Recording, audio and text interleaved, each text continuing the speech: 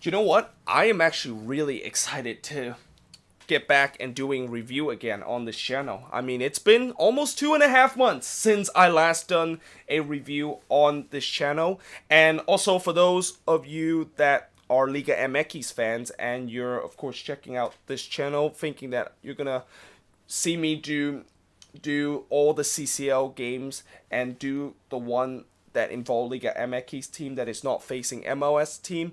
Yeah, unfortunately that is not going to happen in this video, and I'm sorry to say that I will only talk about the 5 CCL game that involve MLS team with another team. And actually, unless you are a fan of Toluca, then yeah, you're not gonna get a lot of information in this game, and no, unfortunately, this is probably not gonna be very helpful. But you know, if you're Toluca fans and if you're an MLS fan that is coming in here to hear my thoughts on the CCL games that MLS team were in, then you are in the right place, as I'm going to be talking about all 5 of these games. And I did watch all 5 of these games, and let's just say some of them were very good and some of them were kind of very sloppy, and some MLS team did very well in CONCACAF Champions League in the first leg, and some of them, yeah, they didn't really quite do so well. And one of them did incredibly bad that I was already thinking about maybe even putting them dead last in my prediction video and even maybe hand that wooden spoon to them at the end of the season. But of course, we'll get to that, and we'll actually get to the bad stuff first because, you know, as you can probably tell, the bad stuff is these first 2 games, and then the good stuff is the last 3 games. You know, it's good to start with the bad news first, then the good news. So yeah, let's talk about the bad news first, and we will start with the MLS Cup champion, Atlanta United, who lost 3-1 to Heredino. Atlanta, what happened here? Like, after all this talk and all this hype about how you're going to the CONCACAF Champions League for the first time in your history and that you are ready to dominate this competition and you're gonna ready to win this competition, yeah, they pretty much took a big stumble heading into this game. And I will say this with Atlanta, the good news is at least they did get an away goal, which will definitely help heading into the second leg because now they only need 2 goals to move on into the next round. And I will say that Heredino is definitely no joke. You know, this is a team that actually won the CONCACAF League last year, according to what I heard over the broadcast.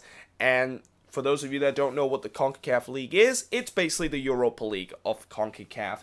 And, you know, Heredino basically showed their quality in this game to Atlanta and kind of really teach Atlanta a lesson of almost like telling them that welcome to CONCACAF Champions League. You thought that it was very easy and it's just going to be a stroll like that? No, it's not a stroll. It's anything but a stroll. And I'm pretty sure Frank de Boer will probably get that message too, because it's clear that he was clearly unprepared heading into this game. And he even said coming into this game he doesn't know a lot about this competition and a lot about these teams. So yeah, when that happens, this is definitely not looking good. And this is what happened when you decided to sign a foreign coach that is not familiar with CONCACAF and even just the whole North American soccer landscape, because they just don't know like how the competition is. It's definitely different from the Champions League when Frank de Boer used to manage in Europe. You know, the Champions League here in CONCACAF is more physical, it's more mentally tough, and it's more kind of old school soccer. Like, referees in CONCACAF is letting go a lot of calls that you would think that it would definitely be called. And in some way, I kind of like it, and in some way, I kind of don't, because, you know, the thing that I don't like is all those calls that teams get away. You know, yeah, that shouldn't have. That's just really bad refereeing. But at the same time, it's old school soccer. Like, you know, back in the days, you know, when you see those kind of tough foul, referee will never blow their whistle. So that's at least something that I kind of like. I kind of like the aspect of the old school soccer, and the game always kind of flow, even though it looked like it probably should have been stopped for a foul or even given a yellow card for a sinister foul. And, as I said before, Atlanta kind of found this out in this game. I know a lot of Atlanta fans was kind of just, they were absolutely angry at the referee. Well, guess what? That's what CONCACAF is all about, And the referee, I will say, in this game wasn't actually very good, but was he incredibly bad? No, I don't think so. I think he was kind of a typical CONCACAF ref where he did let go some very sinister stuff, and at least he was kind of fair about it. He gave both teams some sinister foul and let go of them, and he called some that he thinks that it should have been called on both sides of the field. But, looking at this game, in the first half, Ortiz, of course, scored after just 7 minutes, and this was just a horrendous mistake from LGP. I mean, he was trying to make a back pass to Guzan, but instead of trying to head that one back to Guzan, he basically had it a little bit too softly, and then Ortiz basically picked him off, and Ortiz basically chipped Guzan, and there you go. 1-0 Herediano. And it wasn't like that was a big surprise, and it wasn't like that was against the run of play. Herediano actually looked very good in the first couple of minutes. Like, they really they probably could have gone 1-0 up after 2 minutes and really kind of caught Atlanta cold. And then in the 34th minute, Azo FIFA, I think that's how you pronounce his name, scored from Ortiz. And yeah, Ortiz with a goal and assist. And Azo FIFA actually ends this game with the same amount of goal and an assist that Ortiz actually got. And this was just beautiful development play from Herediano, making some really good kind of passes. But at the same time, I will also want to say that Atlanta, when you look at that first half and just really look at the whole game, their midfield was absolutely a mess. Like, there was really just a lot of sloppiness in that midfield. And, the defense was also kind of bad, although I think at times that defense did do a good job to prevent even more goals that Herediano scored, because Herediano was just, at times, were all over Atlanta and really just putting a lot of threat on them. But their midfield was just so bad. Like, their midfield just could not really get the ball to the attacker, and it's no wonder why most of the attacker, including Joseph Martinez, had a very just off night and kind of very quiet night, because they're not getting the service from the midfield. And really, I think throughout the entire first half, the only guy that was creating chances for Atlanta was the new kid, Petty Martinez. He was the only guy that was really just kind of trying his best to create something out of nothing and trying to help his entire midfield to kind of function. And unfortunately, it wasn't really quite enough. Now, to be fair, he did get an assist in this game, and it came right before halftime when Gresso scored a goal that he definitely kind of got very lucky to score that, because when he hits that, it basically ricocheted off of one of the Herediano defender, and then it basically hits into the back of the net. But at least Atlanta has got that away goal, and you would think that, despite the fact that how bad things have gone in the first half, maybe they can figure it out in the second half and maybe get a second goal to really just feel good about themselves once again. But no, that of course is not what happened, because in the 50th minute, Granado scores from Azo FIFA again, and that would be your final score in this game. And Atlanta did had a couple of chances late in this game. Martinez actually had one big chance in this game where when the ball was coming in and he was pretty much all alone in the box, and you would think when that happens, yeah, he's going to basically head that one into the back of the net. But instead, when he tried to head the ball into the back of the net, it went wide. I mean, that is probably 1 out of 50 or even 99 times when you see that happen, where Joseph Martinez does not put the ball into the back of the net. From what we saw last year with Joseph Martinez, that 99 out of 100 times, that is in the back of the net. And then Villalba actually hit the post late in this game, and I think he hit the post in stoppage time. Could have got a second goal for Atlanta.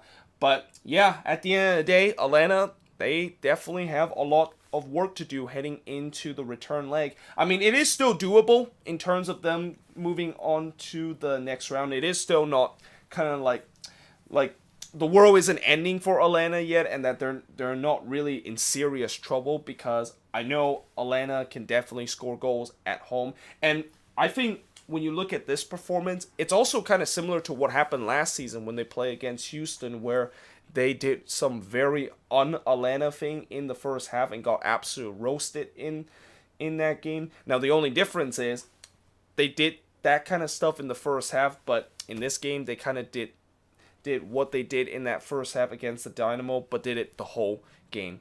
But the very next game, they, of course, won at home, and then they went on an 8-game unbeaten streak. So I'm not worried about Atlanta heading into the return leg. And I know that might sound crazy, and I'm pretty sure Atlanta fans won't feel any better by that, considering the fact that they just saw their team getting absolutely outplayed. But I think they'll figure it out. It will be really a shocker if Atlanta does not come back from this, and even that's if Herediano did play very well in this game. But moving on, and yeah, Toronto. What can I say about this game? So let's just get first things first with this game. I know Toronto coming into this game, they've been through a lot this offseason. It's been a very turbulent offseason for them by getting a new general manager, basically getting rid of their old core, and also getting rid of Giovinco, where every TFC fans are just still very angry about that deal. But here's the thing. Like I said before with when Giovinco got let go, I feel like even if Giovinco was extend his stay for maybe one more year before his contract expire, he is not going to renew his contract. I mean, from what we know from that contract negotiation between Giovinco and TFC, and how Giovinco want more money, TFC says no, and that's when it kind of went into kind of a gridlock, and eventually that's when TFC decided to sell Giovinco. It was never going to be resolved, and that really, if Giovinco is still with this team, I would say at best he maybe have 6 months left with TFC before he is moving on into somewhere else, and even went to Qatar. And even though I know some people say if we had Giovinco, we'd probably win this game. No. This game wasn't just because you missed Giovinco. This game was plainly because of your defense and your midfield just not showing up whatsoever. Like, that defense in this game, the amount of time that Independiente was able to get past that defense was just, it was crazy. Like, Lawrence Simon and Michael Bradley, those two guys that, Michael Bradley, I talked about how bad he was last season, and when they try to solve this bad defensive issue that they had last year and bring in Lawrence Simon, yeah, that clearly didn't work out, didn't it? And I think somewhere right now Montreal is probably laughing at Toronto, not only just because of this result, but just laughing the fact that, yeah, you got Lawrence Simon, but guess what? You got the Lawrence Simon that is way past his prime, and that he is just continue to go downhill. And in some way, I also have to feel bad for Mavinga in this game, because I think Mavinga, despite the fact that he was part of that defense, he at least tried to defend. Like, he wasn't good, but at least he tried to take the responsibility. Something similar to how Pity Martinez tried to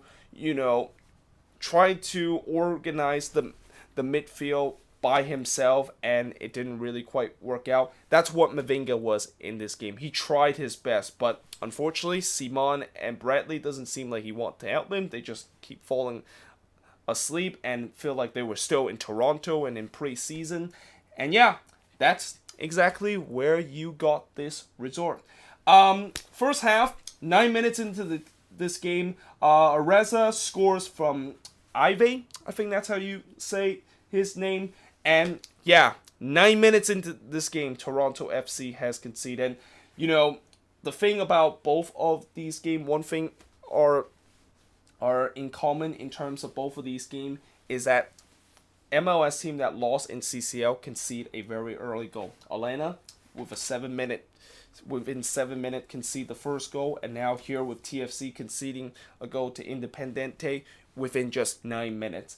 And the ironic thing about after what happened in when they concede that first goal is that, you know, they actually won a penalty. Like, they won a penalty right about the 33rd minute.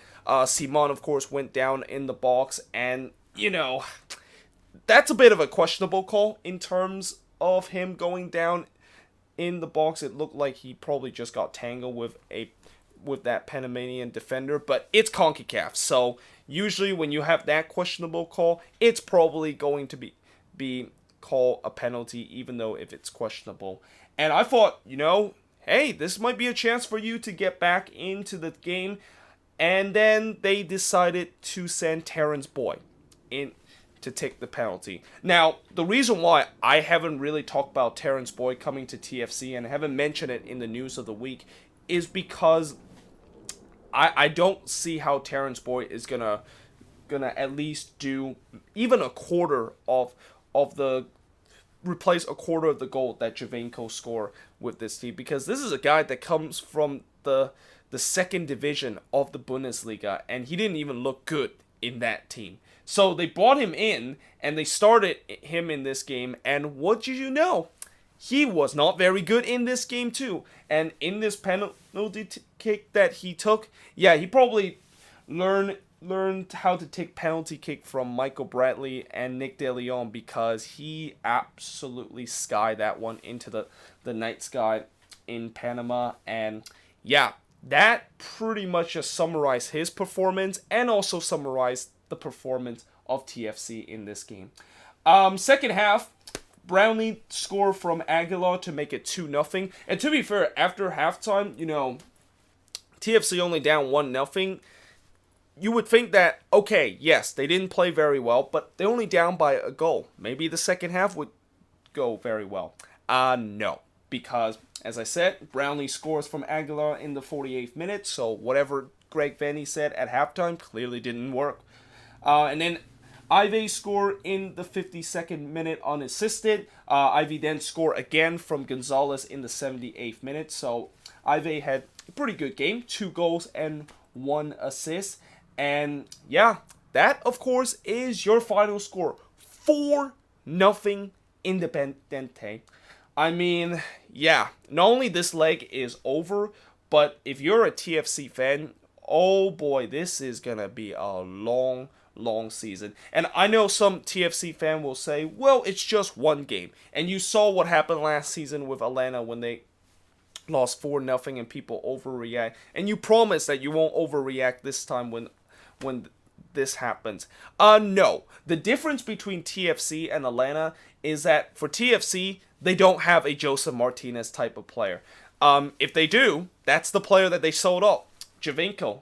And their defense, you know, it's an absolute mess right now. You know, I know Atlanta defense was not very good in this one, but I guarantee you that I trust Atlanta's defense heading into this season more than what TFC defense is coming into this season. Because when you look at that defense, it's pretty much the same defense, and it doesn't seem like they really thought about replacing them. And here's another thing. When I say this team was going on a rebuild, you know, yes, they're going on a rebuild, and I know it's going to be a tough year for them, and that TFC fan have to deal with this rebuild and probably going to lose a lot of game heading into this season. But one thing you need to do in the rebuild is that you at least got to have some foundation. Now, I know that they've been linking with that Pazula guy from Genk for a long time now, and we still don't know whether or not if he's going to be coming to this team.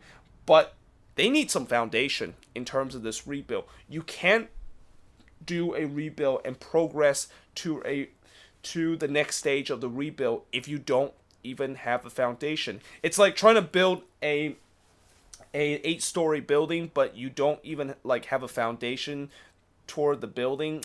Yeah, you are not going to get anything done, because if you just try to put random blocks in it and you don't have the foundation, it's just going to always collapse every single time. So for TFC right now, they better hope that that Pazula deal goes through, because I think that's going to be the signing that will lay in that foundation for this rebuild and just replacing this old core that they have. And yeah, that is that. But moving on now to the happy stuff, because after we got through the first 2 games with kind of the sad stuff, now we're going to get to the happy stuff, and that is the Dynamo. How about those Dynamos with a gutsy 1-0 win against Guastatoya in Guatemala City? And the only goal in this game is none other than DeMarcus Beasley, which I know a lot of people are calling him the ageless wonder, but I'm going to call him Mr. CONCACAF, because it just seemed like he always shined whenever he plays in Central America. You know, when he was with the national team, he was very good whenever we go through World Cup qualifying in Central America, and even score a couple of decent, important goals doing those process. And he did it again in this game. And, you know, to be fair, this game was a very, very boring game. Like, seriously, this game, I could have maybe fell asleep after. I was actually surprised I didn't fall asleep at halftime with how boring it went. And it just seemed like both teams didn't really have any quality going forward. But in the second half, with 6 minutes to go, Beasley, of course, scored an absolute stunner outside the box. And yeah, that, of course, is your winner in this game. Shots in this game, Guastatoya actually outshot Houston 9-6. Shots on goal, both teams got 4 shots on goal. Shots that was off target, Guastatoya had 5 shots off target compared to 2 that Houston has. And there was actually no shot block from both teams. And Houston had 64% possession compared to Guastatoya that has 36% possession. And actually, now that I'm talking about the stats, I actually forgot to talk about the stats of this game. So in this game, Independiente outshot TFC 14-7. They outshot them in terms of shots of goal department 5-0. So you talk about TFC lay an egg, not only on the scoreboard, but also on the shots on goal department. Shots off target, Independiente with 5 shots off target compared to 2 that TFC has. And Independiente had 4 shots that was blocked compared to 5 that TFC had.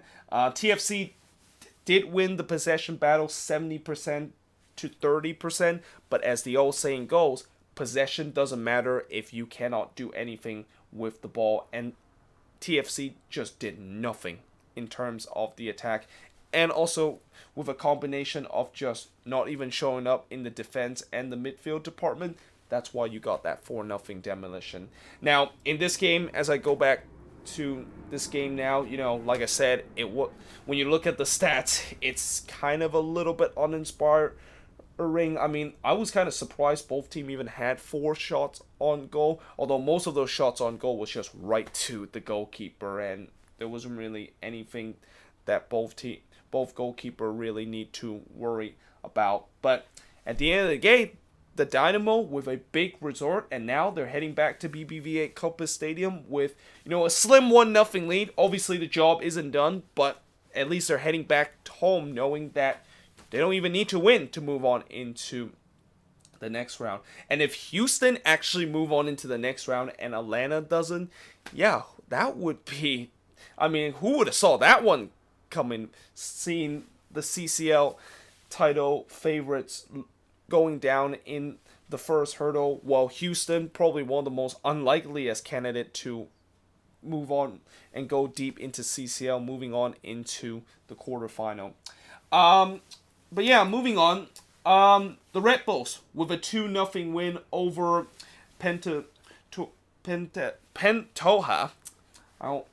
You know, some of these Spanish name is just, it's very hard to pronounce. And this one actually isn't very hard to pronounce, but I kind of just had a brain fart a minute ago. But yeah, they won 2-0 over Pentoja, who is a Dominican Republic team. And all I'll say about this game is that, yeah, the Red Bulls pretty much just completely dominate their team, and they got the job done, although they'll be kind of disappointed that they only got 2 goals out of this game. The 2 goals in this game, first half, Innocent, of course, scored an own goal, and this was kind of a little bit of a hilarious own goal, and I'm pretty sure Innocent doesn't want to look that back through the arcade, because when BWP was trying to hits the ball into the back of the net from about 5 yards out, it actually deflected off of two Pentoja defender, and it actually deflected off their face, and then it basically bounced into the back of the net. And it was a very scrappy goal for the Red Bulls, but the Red Bulls absolutely dominated the first half, and it was the same thing in the second half too. They absolutely dominated, and eventually they got their reward when Royer scored from Kaku, and what a pass that was from Kaku. I mean, that is exactly why they bought him, and that is probably why it was a good thing that they did not sell him off to Club America.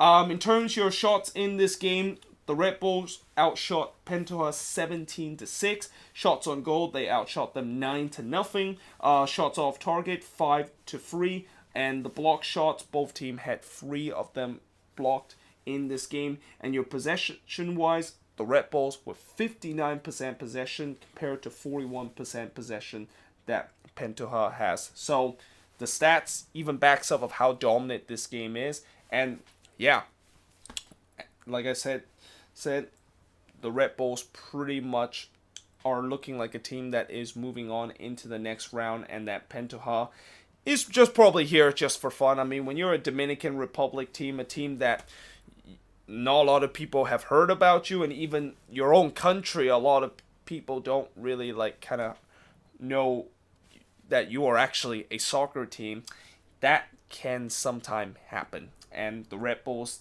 when Red Bulls fans look at this match and find out that Pentoja actually plays in the Dominican Republic League, they know that they probably got this in the bag, and that they're moving on into the next round of the CONCACAF Champions League.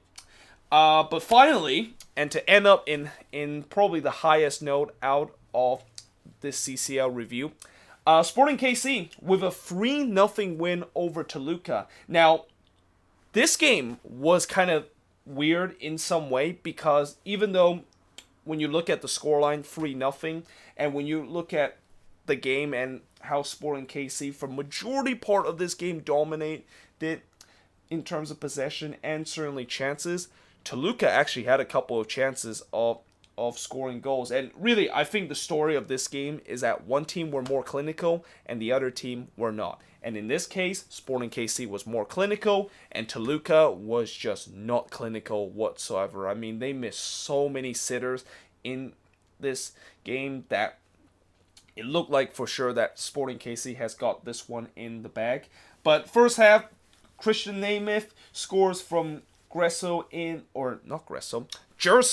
in the 35th minute. So Nemeth, a guy that I kind of make fun of in the, I think when I talk about one biggest problem each Western Conference team face heading into the season, I kind of make fun of how they only have Nemeth up front. He scored a goal in this game, and he basically proved to me that he's actually, he could be useful in terms of that number 9 spot. And then second half, Gerso scores again in the 52nd minute unassisted, and then Ilie Sanchez, what a goal this was. And if you haven't seen this goal, you got to check this goal out, because he basically hit this one from way downtown, and basically the shot was just so perfect. It hit off the post and bounced into the back of the net. And I gotta say, that is going to be definitely contention for the goal of the tournament in CCL, because that was just so sweetly hit. And keep in mind, Ilie is a guy that doesn't usually score a ton of goals, but I'm guessing if he's going to score goals, it's probably either going to be on the penalty spot, because it seems like every time Sporting KC has a penalty, Ilie is always the guy that they call on to put away those penalties. But it looked like now he can score banging goals like what he did in the third goal that he scored for Sporting KC. And yeah, at that point, that was the final score of this game. And one thing I didn't mention about the goal scoring in that segment is that I didn't mention how Toluca missed a lot of big chances in the first half and in the second half, and it will kind of show when we get to the stats. Shots in this game, 13-9 in favor of Sporting KC. Shots on goal, Toluca actually outshot Sporting KC 4-3 on that department. Shots off target, Sporting KC had 8 of them compared to 4 that Toluca has. And in terms of block shots, Toluca has 2 compared to 1 that Sporting KC had.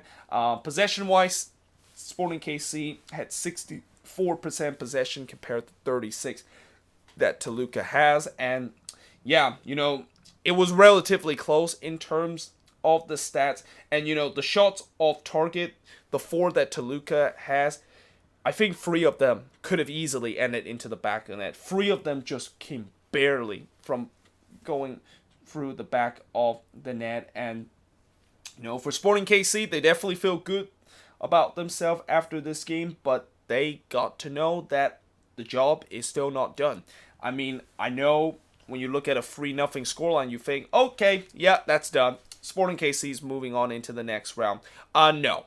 They have to now go to Mexico to play against Toluca. And after what you saw with TFC and Atlanta, there's no guarantee that you go down to Mexico and you concede 3 goals and all of a sudden things just the tide just kind of turns upside down. And, if Sporting KC want to move on into this next round, they got to make sure that when they play Toluca down in Mexico, they need to play them kind of like what they did in this game. Well, I wouldn't say that they would press a lot in this game. I think in this game they really pressed a lot and caused a lot of trouble to Toluca. I'm not quite sure you can do the same thing when you're playing at Toluca and that you're playing in 8,200 feet of altitude. It's going to be very exhausted after a while if you keep playing that press. So I'm going to be very interested to see what Peter Vermes have up his sleeve in terms of that return leg down in Mexico. But yeah, there you go. That is pretty much it for my extra special review and kind of a lengthy kind of one. I mean, 32 minutes to talk about these 5 games. Mostly I want to focus on these 2 games because there was so much that happens, and I kind of breezed by these last couple of games because it was kind of expected in some way. Although this one, I don't think some people might have not expected until you realize that Toluca actually is not doing very well right now in Liga MX. They're actually near the bottom of the table and are coming into this game with a 5-game unbeaten streak. And I think that's going to be something that Mexican fans are going to say, and Liga MX fans going to basically make that excuse and saying, well, yeah, you might have beat Toluca, but Toluca is one of the worst team in Liga MX and you're playing one of your best team. So what do you expect that to happen? But either way, let me know in the comments below what do you think of these games. And yeah, I hope you guys enjoyed this video. If you do, make sure you guys leave a like, smash that subscribe button, and yeah, I will see you guys next time.